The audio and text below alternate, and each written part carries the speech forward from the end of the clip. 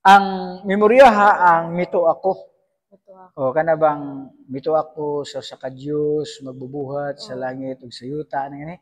Memoryahan na kay nadiha ang atong mga kanang gitawag pagtulunan sa simbahan na tanan. Mo lang gitawag nag-summary of faith. Ngano man kay gimubo ang atong mga pagtulunan sa simbahan nga naa diha gibutang tanan. Okay, so mo na ang gitawag og credo, meaning I believe. Okay, memoryahan na kay inig sa puhon sa imo is sa full communion is nay gitawag og profession of faith. Pahuraron mo. No? Sa to pa kung nakasabot ka nining mito ako, nakamemorya ka nining mito ako, sa to pa katoliko na gyud ka. Kauban ka namo, kauban mo namo. Tuingana na siya. Okay, so diha sa una na to nga linya kanang mito ako ana ta magsugod no kanang ningon nga mito ako sa ka Dios nga makagagahom sa tanan magbubuhat sa langit ug sa yuta. So mo na ang atong una nga topic silbi. Pero dili na nato hutdon tanan tungod kay kanang taas ra gyud kaayo ni siya. Taas ni siya kayo. So ana sa tasa mito ako kanang pag ato bang ko anon nga tinuod ba gyud ka nga na ay Dios ana gani nga kinahanglang mutuo ta nga na ay Dios pero wala na problema ba unsa na to pagsabot nga tinuod ba gyud nga na ay Dios kamo mutuo mo Dios ikaw mutuo ka Dios nya nakakita anday mo Dios nakakita anday mo wa pa pareha ta, upo ko ngayon, kita. So, ano ta magsugod? Anya, kinsa na yung Diyos, the triune God, ano gani? Okay, so ito nang hisgutan. Gaman karon nga, kung maghisgot ang Diyos, di man nato siya makita kay ang Diyos is spirit man, di ba? San Juan 4:24, God is spirit siya. Di nato makita. Okay, man karon nga, tungod kay di nato makita ang Diyos, so, may padayag siya siyang kagalingon. So, diyon sa man pagpadayag siyang kagalingon, pinaagi sa pagpamuhat sa mga butang nga mga makita. Kano bang atong nakita karon sa palibot? So, kining mga butang nga atong nakita, isa part ni siyang revelation. Pagpadayag sa Dios nga naa siya. Muna nga, doon na tayo gitawag og creation. Okay. So, unsa man ning creation? Moingon itag creation is to make something out of nothing. Meaning, gibuhat sa Dios ang butang gikan sa walay gigikanan nga butang. Mo na creation. Meaning, from nothing to something. Mo na creation. Okay, from nothing, ha?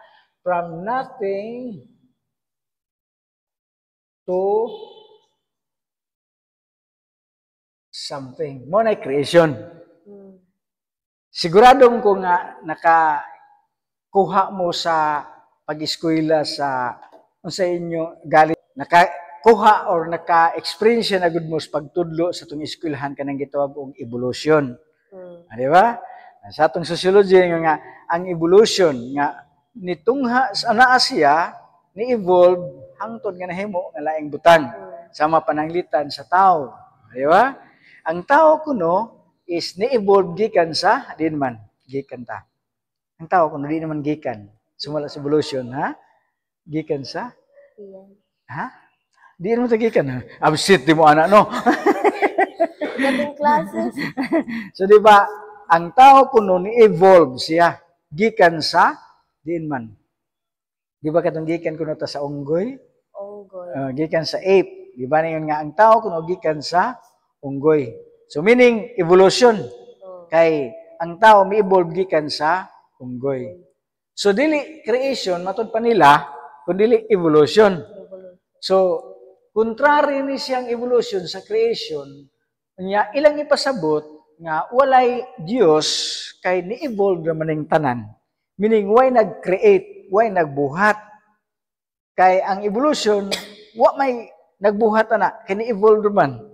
Sama pananglitan sa atomic theory na nga ingon nga ang tanang butang is composed of small particle nga gitawag og atom, di ba? Mao nang atom, no? Nauna sa tong physics, no? Nauna sa tong physics niya. Mo na nga ang tanang butang is composed of atoms siya. Mao pud nga sa atomic theory nga ang kalibutan kuno is gikan ni sa gamayng atom. Kanang Big Bang theory nila ana gani nga ni-evolve siya gikan sa atom hangtod nahimo nga pila ka million years nahimo nga kalibutan. So meaning dili creation. Mo nang ang ubang science dili mo tuo og Dios. Yan naman kay parang nila is walay nagbuhat. Kay ni-evolve ra. Okay. Atong largahan nga evolution. Atong largahan ha. Largahan lang.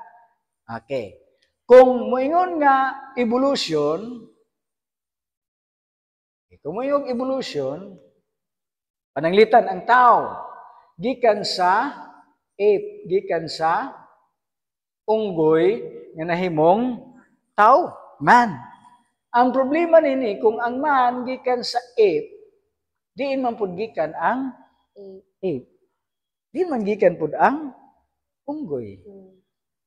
Nya, makatudlo mo din gikan? Ha? Makatudlo mo din gikan ang unggoy? Wala nakabaw. Pwede nakabaw.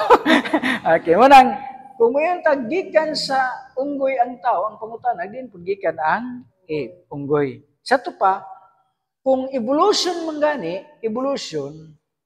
mo exist una mo evolve. Meaning mo tungha usa siya, una mo evolve.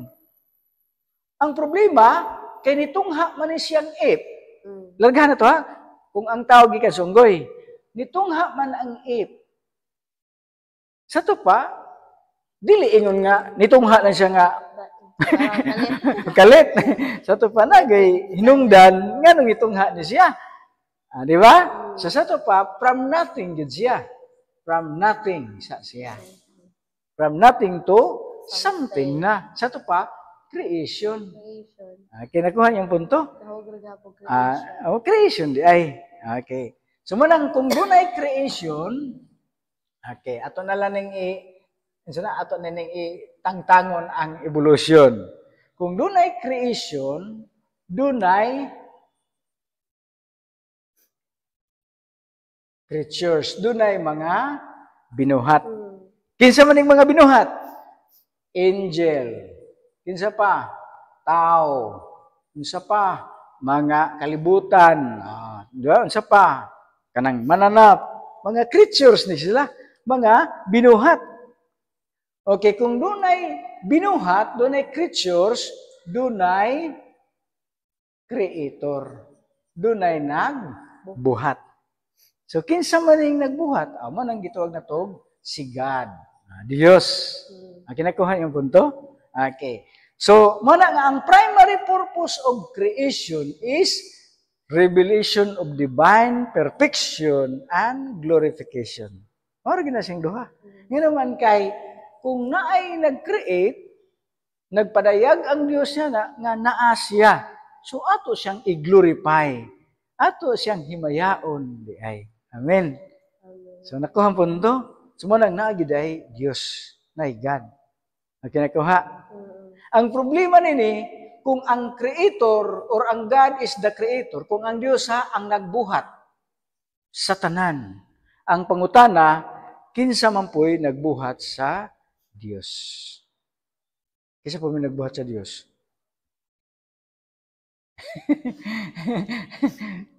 Okay. Walay nagbuhat sa Diyos. Manang nitungha man siya, Brad? Imani ha? Kung ang God is creator, siya nagbuhat, so therefore, dili siya binuhat. Dili siya creatures. Kaya kung binuhat ang Diyos, no? Binuhat. Kung binuhat ang Diyos, kung creatures ang Diyos, dili siya creator. Sama siya kanato. So manang walay nagbuhat sa Diyos, kaya siya man ang creator. So no creator is a creature man. So God is a creator man, so therefore God is not a creature siya. Dili siya binuhat. Amen. Nakuan? Na substance? Mabuto na nga, God is misteryo. Ang Diyos, misteryo. Di yun na nato matugkan. Nga nung itungha siya, nga way nagbuhat. Amen. Mo bitaw na nga tungod kay di siya binuhat, lagyan sa Salmo 91 ngadto sa 2, Salmo 91 ngadto sa 2. Ang Dios walay sinugdanan ug walay katapusan. Eternal siya. Kita di man ta eternal. Amen, di ba? Natay sinugdanan. Natay nagbuhat nato kay creatures raman ta. Amen. So manang ang Dios dili binuhat. Kay kung binuhat siya, di na siya creator, di na siya magbubuhat, kundi creatures na lang siya.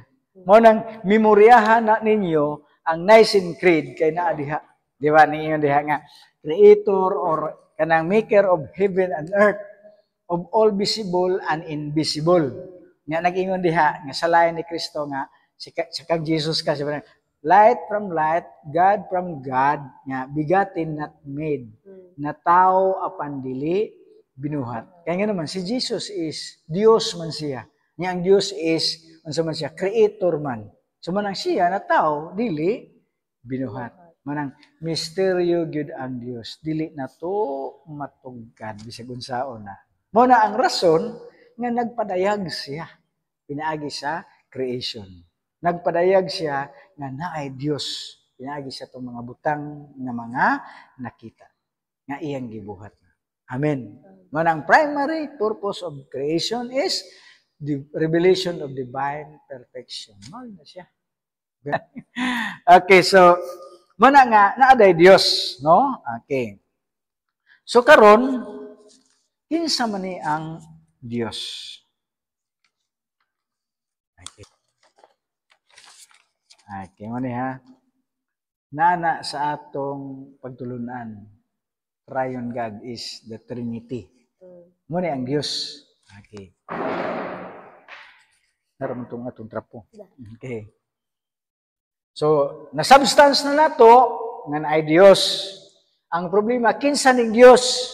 So, ang Dios is Holy Trinity. Okay. Timan ninyo, kay basig pangutanon mo ninyo, pangutanon mo ni Padre. Kinsa man ang Dios? Pila ka buok Dios? Pangutanon niya mo. Timan na, ay mo libog-libog, no? Pila man ka Dios? Pila ka Dios? Ha? Usa. Pila ka persona? Usar gyapon. Okay. So muni nga ang Dios usa siya, one God siya in three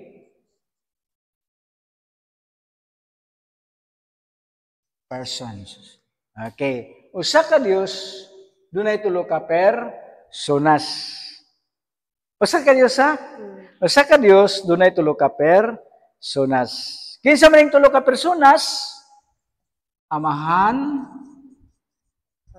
unya, anak, unya ang Espiritu Santo. Mao ni po ning gituhuan sa Sabadista. Trinity, di ba? Sa ato po sa simbahan Katoliko, mao gihapon. Trinity ang God. Okay. Usa ka Dios dunay tulo ka personas. Kinsa man ni ang Amahan, Anak ug ang Espiritu Santo.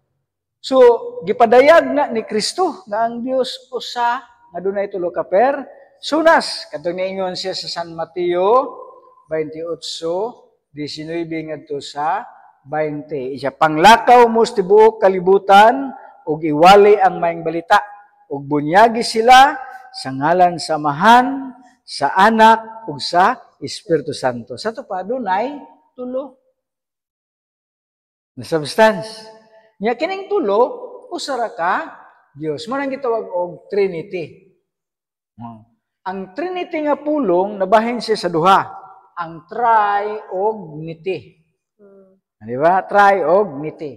When nag-tri meaning tulo.